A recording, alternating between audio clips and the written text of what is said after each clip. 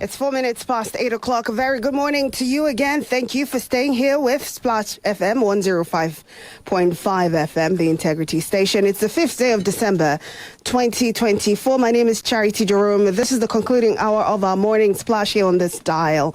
And it's going to be a race against time this morning. So pardon me if I just get started right away with what's up with discussion today. I did say I was going to tell you a story, first of a pastor and then of a lawyer. Well, you're wondering, what's all this about?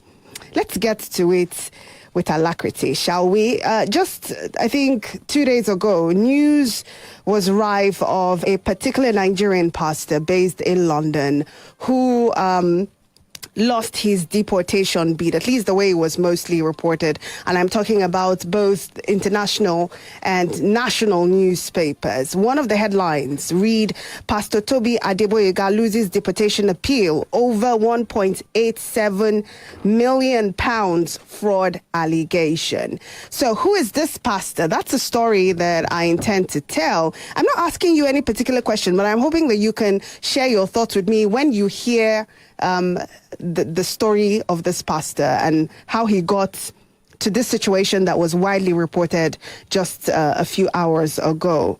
Pastor Adegboyega, a senior pastor of SPAC Nation, which is the Salvation Proclaimers Anointed Church, has lost his legal battle against deportation from the UK following allegations of financial misconduct amounting to £1.87 million.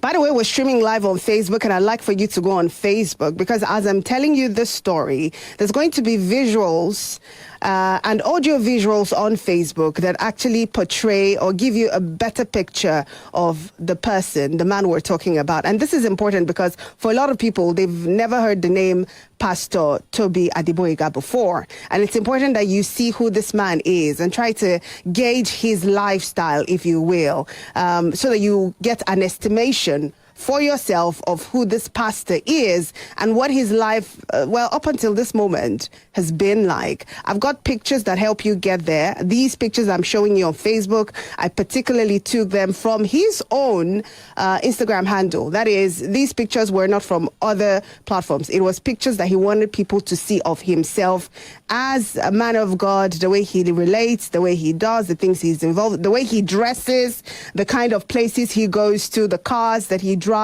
These are contents that he made and put on his personal Instagram account. So you should be on Facebook. We'll have some of those pictures right now showing on Facebook. We're going to also be playing videos that showcase the lifestyle of Pastor Toby. He's popularly known as PT, by the way.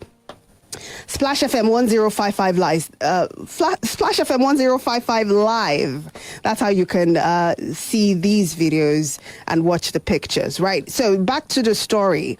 An immigration tribunal had ruled that the 44-year-old Pastor Boyega, who has been living in the UK unlawfully since overstaying his visitor's visa in 2005, should be deported to Nigeria. His church was previously shut down due to concerns over financial irregularities and the lack of transparency.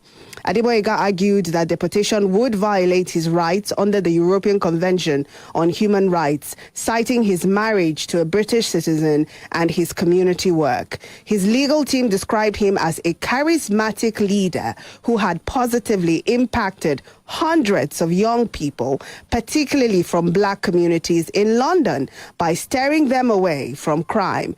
They also claimed that his work had been praised by politicians like former British Prime Minister Boris Johnson and senior Metropolitan Police officials, though there is no supporting evidence that show any of these people praising the work of the pastor. However, the tribunal found the Home Office's arguments compelling. What were the Home Office's arguments? Well, the Home Office argued and they presented evidence of financial mismanagement against Pastor Adegboyega, allegations of cult-like practices within the church, and claims that vulnerable members were pressured to donate large sums through loans, benefit fraud, and even selling their blood.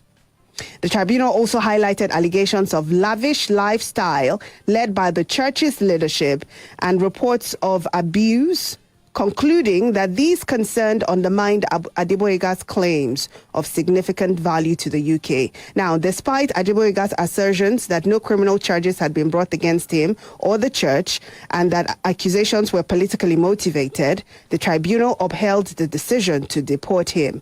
Adegboyega had previously applied to remain in London in 2019 on the basis of his family life, but his application was rejected, leading to this current appeal.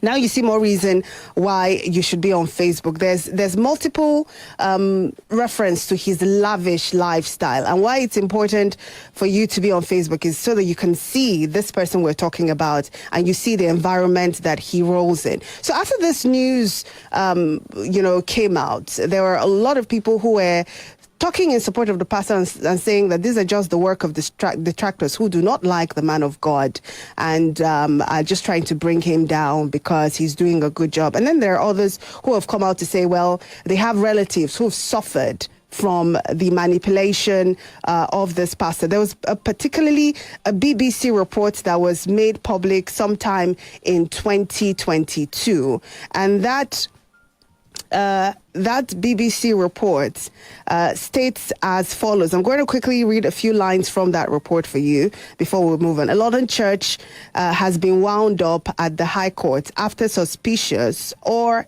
incorrect accounts were filed.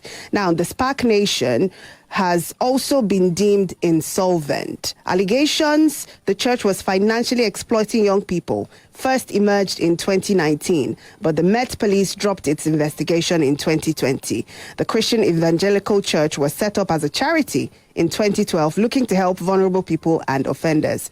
Allegations of financial exploitation by senior church personnel have always been denied by the church leader, Pastor Adegboyega. However, the BBC was able to speak with some people, some young people who chronicled their experiences in the church. One particular person had told the BBC at the time